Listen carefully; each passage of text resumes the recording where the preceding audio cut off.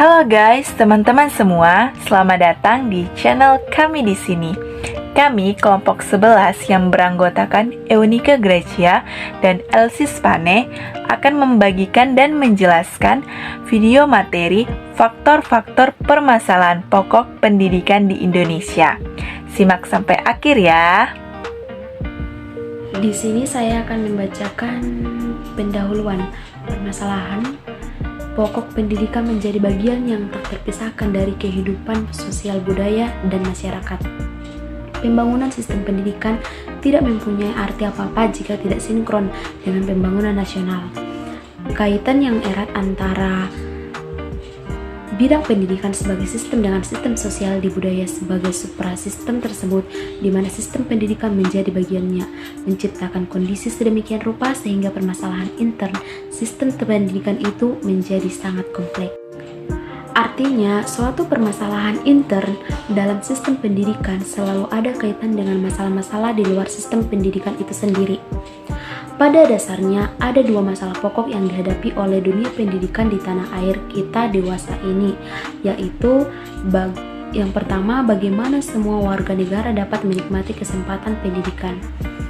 Yang kedua, bagaimana pendidikan dapat membekali peserta didik dengan keterampilan kerja yang mantap untuk dapat terjun ke dalam kehidupan bermasyarakat. Masalah pemerataan pendidikan adalah persoalan bagaimana pendidikan sistem dapat menyediakan kesempatan yang luas kepada seluruh warga negara untuk memperoleh pendidikan, sehingga pendidikan itu menjadi wahana bagi pembangunan sumber daya manusia untuk menunjang pembangunan.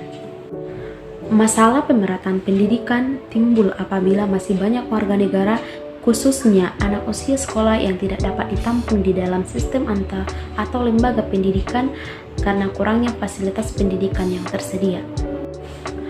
Pada awalnya, di tanah air kita, pemerataan pendidikan itu telah dinyatakan di dalam Undang-Undang Nomor 4 Tahun 1950 sebagai dasar-dasar pendidikan dan pengajaran di sekolah. Selanjutnya, pembahasan mengenai materi di video ini. Nah, faktor-faktor permasalahan pokok pendidikan di Indonesia terbagi menjadi 4 bagian. Yang pertama, yaitu faktor dari perkembangan nilai budaya dan seni. Sini saya akan membahas salah satu faktornya tersebut. Nah, faktor dari perkembangan nilai budaya dan seni ini terbagi menjadi beberapa bagian. Yang pertama, perkembangan iptek. Nah, perkembangan iptek ini terdapat hubungan erat antara iptek atau ilmu pengetahuan dan teknologi dan pendidikan. Ilmu pengetahuan adalah hasil dari eksplorasi secara sistem dan terorganisir mengenai alam semesta, sedangkan iptek sangat berpengaruh terhadap kehidupan bermasyarakat. Sebagai contoh bagaimana eratnya perkembangan iptek dengan pendidikan, misalnya suatu produk iptek yang baru dan dipergunakan di masyarakat seringkali menimbulkan permasalahan ekonomi sosial baru. Adanya teknologi baru juga menimbulkan persyaratan kerja yang baru dan mengurai jumlah pekerja atau jam kerjanya karena semua pekerjaan sudah dikerjakan oleh mesin. Kemudian, kebutuhan bahan-bahan baru sampai perkembangan gaya hidup baru.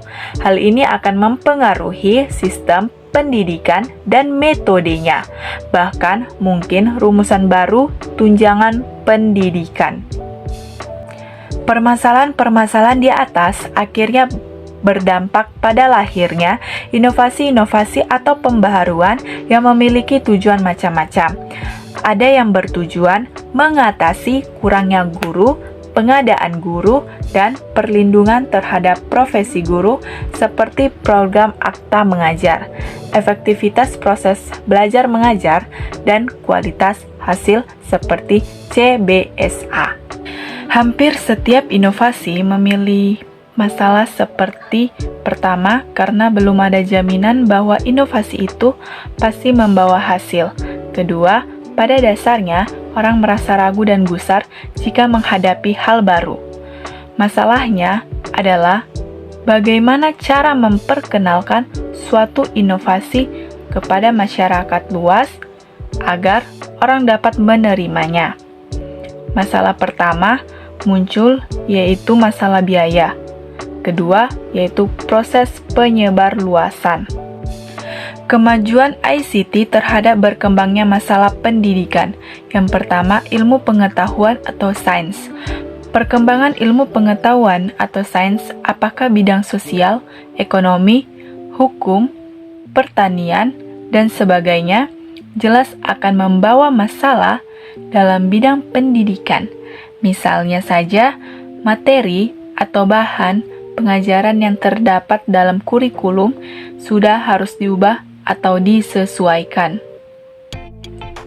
Yang kedua, teknologi. Perkembangan teknologi, misalnya teknologi baru yang digunakan dalam suatu proses produksi akan menimbulkan ekonomi sosial baru. Persyaratan kerja, kebutuhan tenaga kerja, sistem pelayanan, dan lain-lain akan serba baru. Perkembangan seperti ini akan menimbulkan masalah dalam sistem pendidikan. Sistem yang ada mungkin sudah tidak sesuai dengan tuntutan perkembangan, oleh karenanya perlu ditanggulangi. Yang kedua, perkembangan seni. Berkesenian menjadi kebutuhan manusia. Melalui kesenian, manusia dapat menyalurkan dorongan berkreasi atau mencipta yang bersifat orisinil atau tidak mencontek. Dan seni membutuhkan pengembangan. Dilihat dari segi pendidikan, kesenian dapat ambil alih yang besar dalam mengelola emosi yang positif dan konstruktif di samping keterampilan kognitif yang dimilikinya. Dengan beberapa alasan di atas, maka sudah seyogyanya kesenian dikembangkan melalui sistem pendidikan secara terstruktur dan terprogram. Pengembangan pendidikan seni di sekolah membutuhkan sarana pendidikan tersendiri yang berbeda dengan sarana program-program lain. Hal ini menimbulkan masalah di bidang pendidikan seni yang mempunyai fungsi begitu penting malah di sekolah-sekolah menduduki tingkat kelas kedua. Pendidikan kesenian baru terlayani setelah program-program lain telah terlayani semua, selain jumlah pengajar yang sulit dan jarang, juga karena sarana penunjangnya yang mahal. Selanjutnya, laju pertumbuhan penduduk. Laju pertumbuhan penduduk yang pesat akan menyebabkan perkembangan masalah pendidikan, misalnya masalah pemerataan. Penyebab penduduk yang tidak merata di tanah air akan menimbulkan masalah yang baru, misalnya bagaimana merencanakan dan menyediakan sarana pendidikan yang dapat melayani daerah padat atau kota dan daerah terisolir yang anak usia sekolah tidak seberapa orang. Dampak pertumbuhan penduduk terhadap kualitas pendidikan di Indonesia, suatu wilayah dengan pertambahan penduduk yang pesat dapat menyebabkan masalah-masalah pendidikan, pengangguran, kesenjangan sosial, dan masalah lainnya. Oleh karena itu, masyarakat dalam mencapai pendidikan yang tinggi masih sedikit sekali. Hal ini disebabkan karena yang pertama, tingkat kesadaran masyarakat untuk bersekolah rendah. Yang kedua, besarnya anak usia sekolah yang tidak seimbang dengan penyediaan sarana pendidikan. Yang ketiga, mendapatkan per kapita penduduk di Indonesia rendah sehingga belum dapat memenuhi kebutuhan hidup primer dan untuk biaya sekolah. Masalah kependudukan dan kependidikan bersumber pada dua hal, yaitu pertambahan penduduk dan penyebaran penduduk. Yang pertama, pertambahan penduduk. Pengaruh daripada dinamika penduduk terhadap pendidikan juga dirasakan pada keluarga. Penelitian yang dilakukan pada beberapa negara dengan latar belakang budaya yang berlainan menunjukkan bahwa jika digabungkan dengan kemiskinan keluarga, dengan jumlah anak banyak dan jarak kehamilan yang dekat menghambat perkembangan berpikir anak-anak, berbicara dan kemauannya. Di samping kesehatan dan perkembangan fisiknya, kesulitan orang tua dalam membiayai anak-anak yang banyak lebih mempersulit masalah ini. Yang kedua, penyebaran penduduk. Penyebaran penduduk di seluruh kawasan tanah air tidak merata. Ada daerah padat penduduk, terutama di kota-kota besar, dan daerah yang penduduknya jarang, yaitu di daerah pedalaman, khususnya di daerah terpencil yang berlokasi di pegunungan, dan pola-pola sebaran penduduk itu menimbulkan kesulitan dalam penyediaan sarana pendidikan. Sebagai contoh adalah dibangunnya SD, kecuali untuk melayani kebutuhan akan pendidikan di daerah terpencil di samping SD yang reguler. Belum lagi kesulitan dalam hal penyediaan dan penempatan guru. Faktor yang ketiga yaitu aspirasi masyarakat. Dalam 2 dasawarsa terakhir ini, aspirasi masyarakat dalam banyak hal meningkat, khususnya aspirasi terhadap pendidikan hidup yang sehat, aspirasi terhadap pekerjaan. Kesemuanya ini mempengaruhi peningkatan aspirasi terhadap pendidikan. Orang-orang mulai melihat bahwa untuk dapat hidup yang lebih layak dan sehat harus ada pekerjaan yang tetap yang menopang, dan pendidikan memberi jaminan untuk memperoleh pekerjaan yang layak dan menetap itu. Pendidikan dianggap memberikan jaminan bagi peningkatan taraf hidup dan pendakian di tangga sosial. Sebagai akibat dari meningkatnya aspirasi terhadap pendidikan, maka orang tua mendorong anaknya untuk bersekolah, agar nantinya anak-anaknya memperoleh pekerjaan yang lebih baik daripada orang tuanya sendiri. Dorongan yang kuat ini juga terdapat pada anak-anak sendiri.